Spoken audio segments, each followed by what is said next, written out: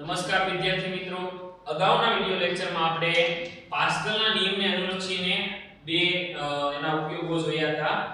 Hydraulic break અને hydraulic જે તરલનું દબાણ છે, તરલમાં પ્રસરણ જે દબાણનું પ્રસરણ થાય એની વાત કરી હતી, પ્લસ હાઇડ્રોલિક બ્રેકની વાત ચેકની વાત કરી હતી. આજના વિડિયો લેક્ચરમાં આપણે મિત્રો આર્કિમિડીઝનો સિદ્ધાંત ભણવાનો છે. એના આધારે જે ફ્લોટેશનનો નિયમ છે, હવે એ નિયમ શું કહેવામાં આવે આર્કિમિડીઝ એની વાત કરીએ કે માની લો કે એક કોઈ તરલ કે કોઈ પાત્ર છે, એમાં તરલ ભરેલું છે, પ્રવાહી ભરેલું છે. ઈ પ્રવાહીની માલિકા એક ઘન પદાર્થને થોડો ઘણો અથવા સંપૂર્ણપણે ડૂબાડવામાં આવે તો આપણે જાણીએ છીએ તો કે એની જે આપણે અવસ્થાઓની વાત કરીએ તો કે કાની સપાટી ઉપર તરશે, કા સપાટીમાં સંપૂર્ણપણે ડૂબી જશે, અથવા સપાટીને ડૂબે નહીં અને બહાર આવે વચમાં કેવો રહે, સમતોલન સ્થાનમાં રહે. તો ઈ શા માટે રહે, ઈ કઈ રીતે રહે એની આપણે વાત કરવાની છે. તો સૌપ્રથમ પહેલો ટોપિક જોઈએ આપણે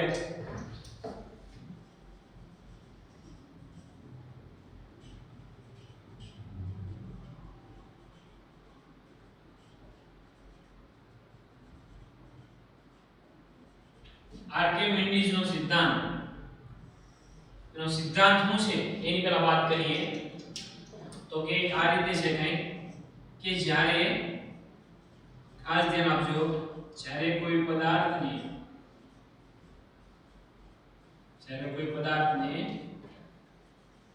પ્રવાહીમાં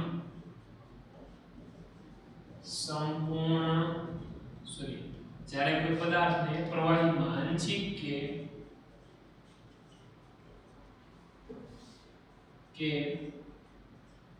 સંપૂર્ણપણે ડૂબાડવામાં આવે, જ્યારે કોઈ પદાર્થને પ્રવાહીમાં આંશિક કે સંપૂર્ણપણે ડૂબાડવામાં આવે ત્યારે તેના પર લાગતું ઉત્પ્લાવક બળ, ત્યારે તેના પર લાગતું ઉત્પ્લાવક બળ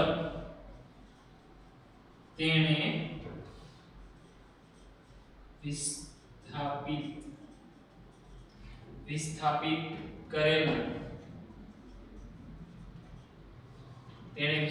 કરેલા પ્રવાહીના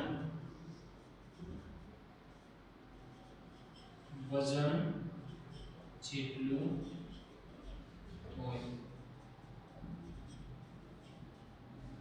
ખાસ ધ્યાન આપજો કે જ્યારે કોઈ પદાર્થને પ્રવાહીમાં આંશિક કે સંપૂર્ણપણે ડૂબાડવામાં આવે ત્યારે તેના પર લાગતું ઉત્પ્લાવક બળ, કયું બળ? ઉત્પ્લાવક બળ તેને વિસ્થાપિત કરેલા પ્રવાહીના કેવો હોય? વજનના જેટલું હોય. હવે ઉત્પ્લાવક બળ કોને કહેવાય? તો કે પ્રવાહીમાં ડૂબાડેલા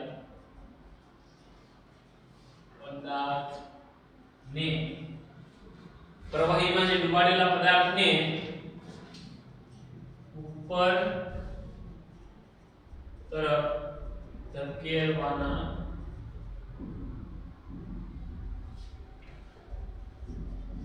ગુણધર્મને ઉત્પ્લાવક બળની વ્યાખ્યા છે આપણે આગળ આપ્યું છે કે ઉત્પ્લાવક બળ કોને કે પ્રવાહીમાં ડૂબાડેલા પદાર્થને ઉપર તરફ ધકેલવાના ગુણધર્મને ઉત્પ્લાવકતા કહે છે.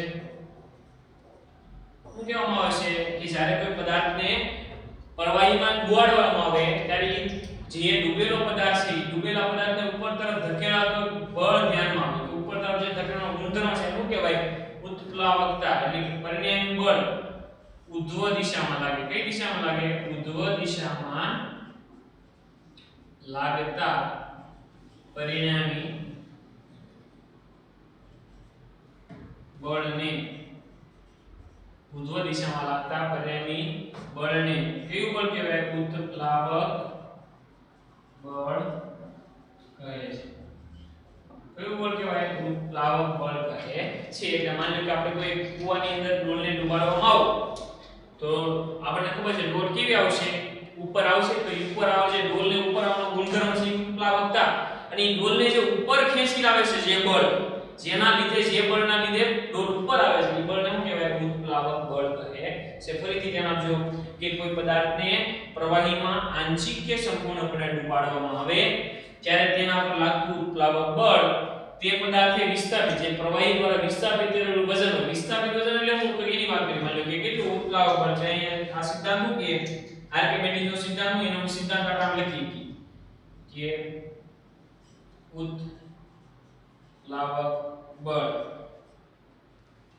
ઉત્પ્લાવક બળ બરાબર શું આવશે વિસ્થાપિત થયેલ પ્રવાહીનું વજન ઉત્પ્લાવક બળ બરાબર વિસ્થાપિત થયેલ પ્રવાહીનું વજન આ છો આર્કિમેડિસનો સિદ્ધાંત હવે ઉત્પ્લાવક બળને બાહ્યંશી કહેવાય શું કહેવાય બાહ્યંશી તેના આધારે સંજ્ઞા આવશે એની માની લો કે FB શું આવશે FB હવે વજન બળ કેટલું થાય તો કે એની પર વાત કરીએ ઉત્પ્લાવક બળ કેટલું વજન બળ જેટલું આવે તો કે FB બરાબર mg શું આવશે FB આ શું છે બાહ્યંશી એટલે કે ઉત્પ્લાવક બળ બરાબર mg હવે આપણે ખબર છે કેવું પ્રવાહીનું કીધું પ્રવાહીની વાત કરી એટલે માત્ર કે FB બરાબર સૂત્ર લઈએ આપણે m હવે m ની જગ્યાએ આપણે લઈએ અહીં ધ્યાન આપજો કે ρ બરાબર m ના છેદમાં v ρ બરાબર સોરી m બરાબર આપણે લઈએ ρ v આવું સૂત્ર આવે તો એમ કીધી m ρ v અને g પણ અહીં ધ્યાન આપવું ખાસ અહીં આપણે જે ઘનતા લેવાની છે ρ એ આને કહેવાય પ્રવાહીની ઘનતા શું કહેશું આપણે પ્રવાહીની ઘનતા અને આ v છે આ જે v ઈ v શું છે તો કે વિસ્થાપિત થયેલ સોરી વિસ્થાપિત નહીં શું આવશે કદ કોને કહેવાય તો કે જે ડૂબાડેલ ઘન પદાર્થ પદાર્થનું શું આવશે કદ તો આ છે મિત્રો આર્કિમેડિસનો સિદ્ધાંત કે ઉત્પ્લાવક બળ બરાબર વિસ્થાપિત થયેલ પ્રવાહીનું વજન FB બરાબર mg અને સૂત્રમાં આવશે FB બરાબર ρ F VG તો આ સૂત્ર થયું આર્કિમેડિસના સિદ્ધાંતનું હવે એના આધારે આપણે લઈએ નિયમ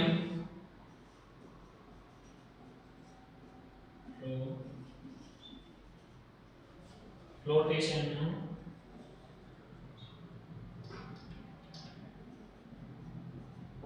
નિયમ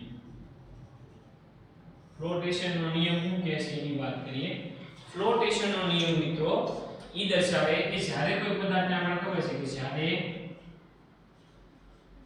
પદાર્થને પ્રવાહીમાં ડુબાડવામાં આવે જ્યારે પદાર્થને પ્રવાહીમાં ડુબાડવામાં આવે ત્યારે તેના પર બે પ્રકારના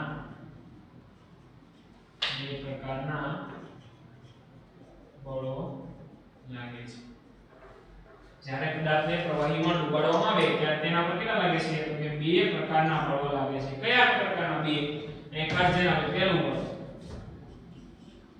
જે પદાર્થ ડુબાડેલો હોય ઘન પદાર્થનું વજન જે ઘન પદાર્થનું વજન એક તો બળ કેવું લાગે વજન બળ કોનું તો કે પદાર્થનું પોતાનું વજન બળ પદાર્થનું વજન બળ આપણે ખબર છે કેવું હોય તો કે W બરાબર mg હોય તો એમાં કોણ છે તો કે m દળ કોણ છે ઘન પદાર્થનું છે ને તો W બરાબર આપણે લખી કે ρ v અને g અહીં 100 પાઠીએ ρ s અને vs તો ρ s શું આવશે ρ s તો કે ઘન પદાર્થની ઘનતા ડેન્સિટી સોલિડ એટલે શું આવશે ઘન પદાર્થની ઘનતા અને આ vs શું દર્શાવે છે તો કે ઘન પદાર્થનું કદ શું આવશે ઘન પદાર્થનું કદ એટલે આ કયું વજન બળ કેવું આવશે ρ s vs g એટલે બે પદાર્થ જ્યારે પદાર્થને આંશિક કે સંપૂર્ણપણે જ્યારે ડૂબે થોડો ઘણો ડૂબે કે સંપૂર્ણપણે ડૂબે ત્યારે એની પર કેટલા પ્રકારના બળો લાગે બે એક આવશે ઘન પદાર્થનું વજન બીજું કયું બળ આવશે તો કે ઉત્પ્લાવક બળ કયો આવશે ઉત્પ્લાવક બળ. ઉત્પ્લાવક બળ આપણે ખબર છે કઈ રીતે લાગે તો કે FB બરાબર આપણે સૂત્ર ખબર છે mg. mg પેલી મને લખી કે આપણે ρ f અને vfg લખાય ρ f અને vfg. તો આ સૂત્ર શું કે આમાં શું આવશે આ પ્રવાહીની ઘનતા અને આ શું આવશે તો કે વિસ્થાપિત થયેલ પ્રવાહીનું કદ. શું આવશે વિસ્થાપિત થયેલ પ્રવાહીનું કદ. આ ઉત્પ્લાવક બળ એટલે બે પ્રકારના બળો ઘન પદાર્થનું ઘર્ષણ બળ લાગશે અને બીજું શું લાગશે પદાર્થને ઉત્પ્લાવક બળ. હવે આના આધારે શરતો લેવાની છે આપણે કે પહેલી શરતો લઈએ આપણે. પહેલી શરત એમ લઈએ કે જ્યારે W એટલે કે વજન બળ છે EFB કરતા કેવું હોય મોટું. એટલે વજન બળ છે પદાર્થનું ઘન પદાર્થ જે પદાર્થનું વજન બળ એની પર લાગતું ઉત્પ્લાવક બળ કરતા કેવું હોય વધારે. તો હંમેશના માટે એટલે કે વજન જે છે નીચે ખેંચતું જે વજન બળ છે કેવું છે વધારે છે. જે ઉપર આવતું જે આપણે ખબર છે એક બળ કેવું લાગશે વજન બળ નીચે ઉત્પ્લાવક બળ ઉપર થાય ને.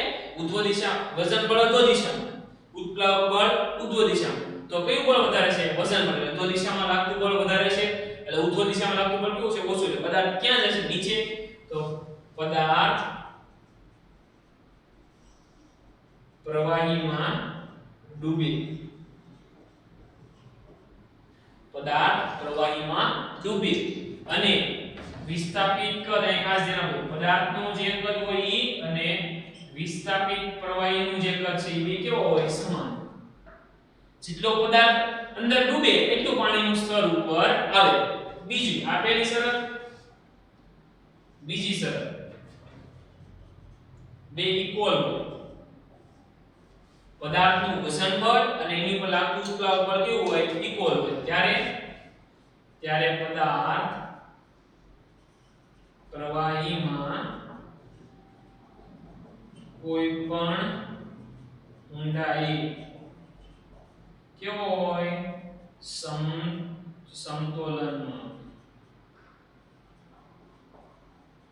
કેવો રહે કોઈ પણ ઊંડાઈએ સમતોલનમાં રહે છે. અને ત્યારે પણ જેટલું પદાર્થનું કદ એટલું શું થાય વિસ્થાપિત પ્રવાહીનું કદ.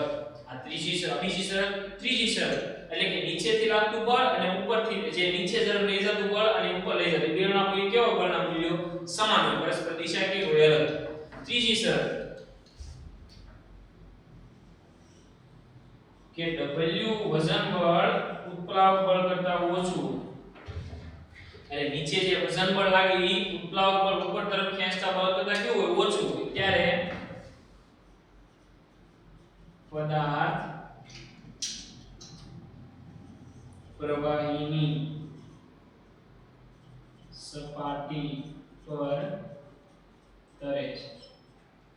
ત્યારે પદાર્થ પ્રવાહીની સપાટી પર તરે છે ત્યારે કોઈ દિવસ વિસ્થાપિત કદ અને પદાર્થનું કદ કોઈ દિવસ સમાન થતા નથી. કે જે નીચે તરફ ખેંચતું હોય લાગતું ઈ બળ ના કરતા ઉપર તરફ જે લઈ જતું છે ઉપર તરફ જે ઉધ્વ દિશામાં બળ લાગે છે એના બળનું મૂલ્ય કેવું હોય વધારે હોય. તો આ તો મિત્રો આર્કિમીડીઝ અને ફ્લોટેશનનો નિયમ ફરીથી આપણે જોઈ લઈએ. આર્કિમીડીઝનો સિદ્ધાંત શું કહે કે જ્યારે કોઈ પદાર્થને તમે થોડા ઘણા અંશે તો સંપૂર્ણપણે જ્યારે દબાડવામાં આવે તો એની પર જે લાગતું ઉત્પ્લાવક બળ છે ઈ કોની જેટલું તો કે એના વિસ્થાપિત જે પ્રવાહીનું વજન છે એના જેટલું હોય છે. આપણે જોયું કે ભાઈ પ્રવાહીમાં ડૂબાડેલ જે ડૂબતો હોય પદાર્થ એને ઉપર તરફ જે ખેંચવાનો ગુણધર્મ ધરાવે એને પ્લાવકતા કહેવાય. અને ઈ જે ઉધ્વ દિશામાં લાગતું પરિણામી બળ છે એને શું કહેવાય ઉત્પ્લાવક બળ કહેવાય. ત્યારબાદ આપણે ફ્લોટેશનનો નિયમ લીધો. ફ્લોટેશનના નિયમમાં શું આવશે કોઈ કઈ પદાર્થ થોડો ઘણો અંશે ડૂબેલો હોય કે સંપૂર્ણ ડૂબેલો એની પર કેટલા પ્રકારના અલગ બળો બે. એક પોતાનું વજન બળ અને બીજું પ્રવાહીનું ઉત્પ્લાવક બળ. વજન બળ આપણે લીધું W બરાબર ρs vs g અને ઉત્પ્લાવક બળ કેટલું લીધું FB બરાબર ρf vf g. આ બે બળો હંમેશા માટે હાજર હોય. ક્યારે આંશિક રીતે થોડો ઘણો અંશે ડૂબેલો પદાર્થ હોય કે સંપૂર્ણ ડૂબેલો હોય ત્યારે. બીજા એની શરતો લીધી કે જ્યારે વજન બળ છે એ ઉત્પ્લાવક બળ કરતા વધારે હોય ત્યારે હંમેશા માટે પ્રવાહીમાં પદાર્થ ડૂબેલો હોય છે.